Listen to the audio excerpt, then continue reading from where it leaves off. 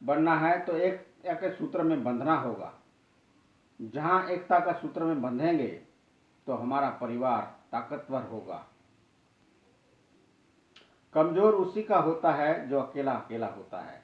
ऋषियों ने कहा है, एक लकड़ी तोड़ना आसान, 5 लकड़ी तोड़ना कठिन। 5 लकड़ी आज है नहीं, घर घर में आपसी युद्ध में।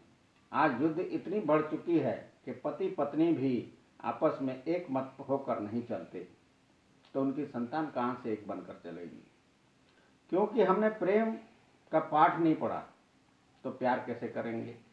जब इंसान प्रेम का पाठ पढ़ेगा तब प्यार करना सीखेगा और एकता के सूत्र में बंधेगा। जिससे हम प्रेम करेंगे, प्यार करेंगे, उसका हम सहेंगे और उसको हम समझेंगे, उसको हम समझाएंगे। जब हम प्रेम ही नहीं जानते तो प्यार कहाँ से आएगा? कैसे हम सह सकते हैं, कैसे हम दया कर सकते हैं? क्योंकि हम नफरत में जीते हैं। नफरत में जीने वाला इंसान क्रू है, नमकीन है। जो इंसान नमकीन मिक्सचर की भांति चलता है तो सब चबाए जाते हैं।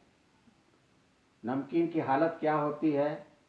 जैसे नमकीन को हम चबाते हैं, 5 मिनट में मज़ा ले लेते हैं, वैसा ही मज़ा संसार हमसे ले लेता है। क्योंकि कोई फाफड़ा है, कोई गांठिया है, कोई बूंदी है, कोई सिंगर है। इतने जो मिक्सचर के हम परिवार के बन बैठे हैं, स्वाद सबका एक ही है, पर हम द्वेष का ज्ञान लेकर अपने ही भाई बहनों से कहते हैं ये खुद नमेगा, खुद आएगा। दादा विफल हुआ, पिता विफल हुआ, पुत्र विफल हुआ, पोता नाती कहाँ से सफलता हासिल कर सकते हैं? यह ज्ञान पूर्वजों से चलता हुआ जहाँ से आ रहा है, तो ऋषियों ने गीता पे यही सत्य लिखा है, कुरुवंश कथा, जो आज हमारे पूर्वजों की कथा है। और पूर्वजों की कथा पढ़कर हम वही कुरु के कुरु बने हुए हैं और कौरव और पांडवों की युद्ध में हर समय हम खड़े हैं। एक गलत और सही एक नहीं है, दोनों ही गलत है। इसीलिए कुरुवंश का समापन गीता में बताया गया है। न पांडवों का वंश बचता है, न कौरवों का वंश बनता है बचता है। वंश उसी का चलता है जहाँ पर प्रेम हो, प्यार हो, दया हो, समझ हो, समझाने का बल हो। वहीं पर हमारा एकता के सूत्र में हम बन सकते हैं।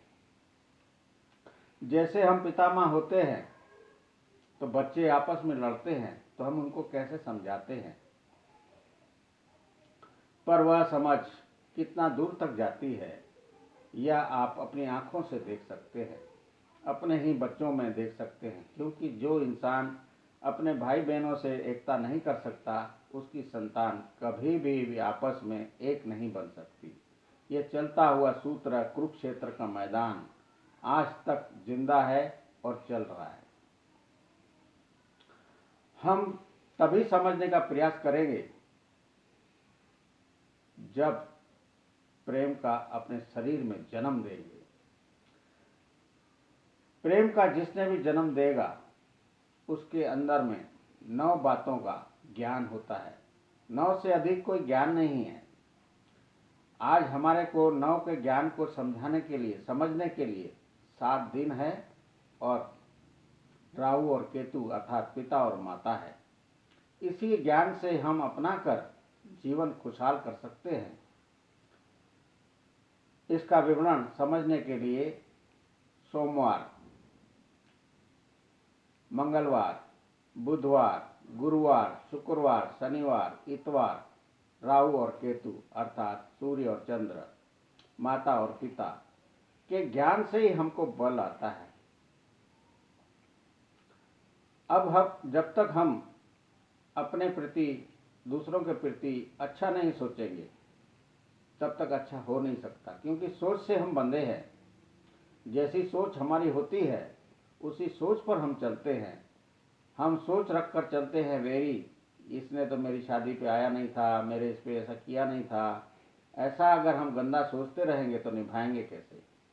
निभाएंगे जब पिछला गया अगले को हम सोचेंगे, उसको कहते हैं कल का भूला आज वापिस आया।